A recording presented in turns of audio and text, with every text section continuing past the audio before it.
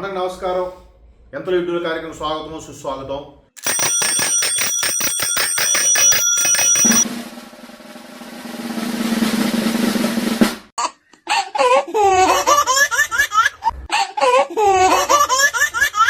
ఈ మధ్యకాలంలో పెళ్ళిళ్ళు పేటాకులు అయిపోతున్నాయి. దాని గురించి అందరూ అదే మాట్లాడుతున్నారు. ఎక్కడ పడితే డిస్కషన్లు ఎట్టేస్తున్నారు. ఆ డిస్కషన్ ఎందుకు ఎట్టేస్తున్నారు, ఎందుకు పేటాకులు అయిపోతున్నాయి అంటే స్వేచ్ఛ ఎక్కువైపోతుంది, పెక్కన స్వేచ్ఛ ఎక్కువైపోతుంది, విచ్చలవిడితనం ఎక్కువైపోతుంది, గుంటడు తిరగట్లేదు, గుంట నుంచి పట్టించుకోవట్లేదు అని చెప్పి తెగ అందరు చెప్పేస్తున్నారు. కానీ ఎందుకంటే ప్రతి ఒక్కరు కూడా తను నచ్చినట్టు బతకాలనుకుంటున్నారు. నచ్చినట్టు బతకాలనుకున్నప్పుడు పెళ్ళి అయిన తర్వాత మొగుడు పిల్లలు ఇదే నా స్వర్గము, నా ఇల్లే నా స్వర్గము అనుకున్న వాళ్ళు ఇప్పుడు లేరు. పోనీ పెళ్ళం అయిన తర్వాత పెళ్ళం వచ్చింది, ఆడు ముక్కుకు తాడేసినాము, ఆడు ఎక్కడికి వెళ్ళడానికి వీలు లేదు, సాయంత్రం 6 ఇంటికి వెళ్ళిపోచ్చేయాలా, పెళ్ళంతోనే గడపాలని మొగోడికి లేదు. వీడు బయటికి ఎక్కడెక్కడ తిరుగుతున్నాడు, గోవాలు అంటున్నాడు, బ్యాంకాక్లు అంటున్నాడు, విదేశాలకు తిరుగుతున్నాడు. ఆ అమ్మాయి కూడా ఏడు చేస్తుంది. కొద్ది రోజులు కోపం అయిన తర్వాత ఆడు బోరు కొట్టేస్తున్నాడు. బోరు కొట్టడం ఏంటండి, ఈ మధ్యకాలంలో పెద్ద వాళ్ళు కూడా అలాడు తమిళ హీరో నల్లగా ఉంటాడు, కర్రీగా ఉంటాడు కదా, పేరేటి హీరో, ఆ హీరో ధనుష్ గొప్పగా గొప్ప యాక్టింగ్ చేసేస్తున్నాడు. రజనీకాంత్ కలుడు అయిపోయిన టైంకి ఆడికి 2 కొడుకులు పుట్టాడు, ఎంతో అయిపోయినాడు. ఇప్పుడు ఆడి పిల్లలతో డివోర్స్ అయిపోయినాడు. డివోర్స్ అంటే విడాకులు. ఎందుకు విడాకులు అయిపోయినది అంటే స్వేచ్ఛ. నాకు నచ్చిన నేను ఉంటానంటది ఈవిడ. నాకు నచ్చిన నేను పెద్ద సూపర్ స్టార్ని, నాకు గొప్ప యాక్టింగ్ వచ్చి నేను నీకేం తక్కువ అంటాడు ఈడు. పోనదల గుంచు. ఈ మధ్యకాలంలో ఎవడు మన రెహమాన్ అంట, గొప్ప మ్యూజిక్ డప్పులు కొడతాడు కదా, ఆయన కూడా పెళ్ళి 25 ఏళ్ళ పైన అయిపోయినదంట. 25 ఏళ్ళ పైన అయిపోయింది. ఇప్పుడు కలిసి ఉన్నారా, ఇప్పుడు ఇడిపోతారట. అయ్యా ఇదేం మాయరోగం కానీ, అంత కోట్లు సంపాదించినాడు. అదే ఆస్కార్ ఏదో వచ్చినాడు, ఆడికి గొప్ప సంగీత దర్శకుడు అయిపోయినాడు. ఇప్పుడు ఎంత పిల్లలు అయిన తర్వాత కూడా ఇప్పుడు ఇడిపోవడం ఏంటి, కొత్త పొంతలు తొక్కుతుంది. ఇదేంటి ఫోన్ వచ్చిందే లేకపోతే మాయరోగం వచ్చిందో తెలియదు, కానీ ఈ ఫోన్ వచ్చినాక గొప్పగా ఇలాంటివన్నీ డిస్టర్బెన్స్లు ఎక్కువైపోతున్నాయయ్యా. ఎవరు నచ్చినట్టు వాడు బతకడమేనట.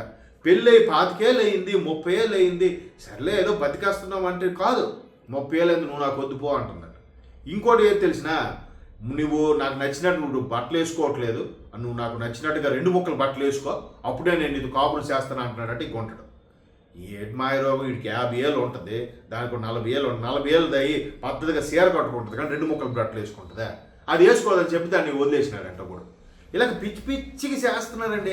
ఏమిటో తెలియదు, కానీ మరి కలికాలం ప్రభావమా, లేదంటే వీళ్ళకి పక్కదారునికి ఎవరో తగులినారా, లేకపోతే ఎవరితో సంబంధాలు పెట్టుకున్నారో తెలియదు. కానీ అలాగే ఆడవాడు తమిళనాడులో ఇంకో హీరో ఉంటాడు రవి అని, ఆడు కూడా పెళ్ళి 15 ఏళ్ళు అయింది. ఇప్పుడు తన పిల్లని వదిలేసి ఇంకో పాటలు పాడుకుంటుందట, దాన్ని తగులుకున్నాడు. కాబట్టి ఈ పెళ్ళిళ్ళు పెటాకులు అయిపోవడానికి కారణము స్వేచ్ఛ ఎక్కువైపోతుంది. ఆడదాయి కూడా మగోడు పోటీగా సంపాదిస్తుంది. నువ్వెంత అంటే నేనెంత అంటే అంతుంది అనండి. అన్నీ బాగున్నాయి. మీ ఇద్దరి మధ్యన ఏ బంధం లేదు, మీకు నచ్చినట్టు కూడా విడిపోండి. కానీ మీ ఇద్దరు కలిసినాక పిల్లలు పుడతారు కదా, ఆ పిల్లల కోసమైనా ఆలోచించాలి కదా, ఆలోచన లేదు. అప్పుడు ఆ పిల్లడు ఏటవుతున్నాడు, ఇటు తల్లి ప్రేమకు నోచుకోడు, ఆ తండ్రి ప్రేమకు నోచుకోడు. ఆ మధ్యలో ఒక శాడిస్టో సైకోనో పిచ్చికి బిహేవ్ చేయడం చేస్తున్నాడు. లేదంటే ఒంటరి అయిపోయి అలా ఒక్కడ ముక్కు మీద వేసుకుని కూర్చుంటున్నాడు. ఆ ఒంటరితనంలో ఎవరైనా తగిలినారా ఆడు మనిషి అవుతున్నాడు.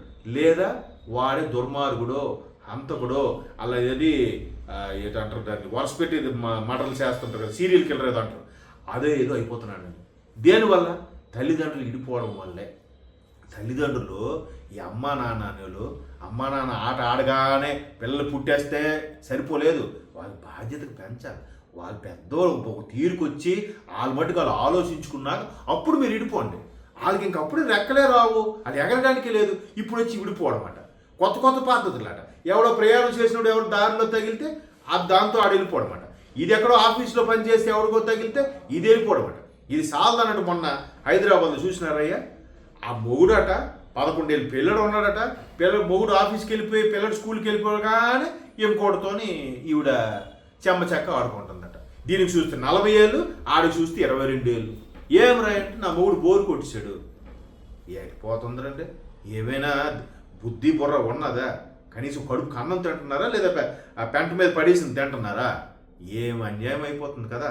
కాబట్టి మీ అందరికి చెప్పేది ఏంటంటే, పెళ్ళికి ముందు అన్ని జాగ్రత్తగా మాట్లాడుకొని చూసుకొని చేసుకోండి, లేదా ముందే ఇడిపోండి.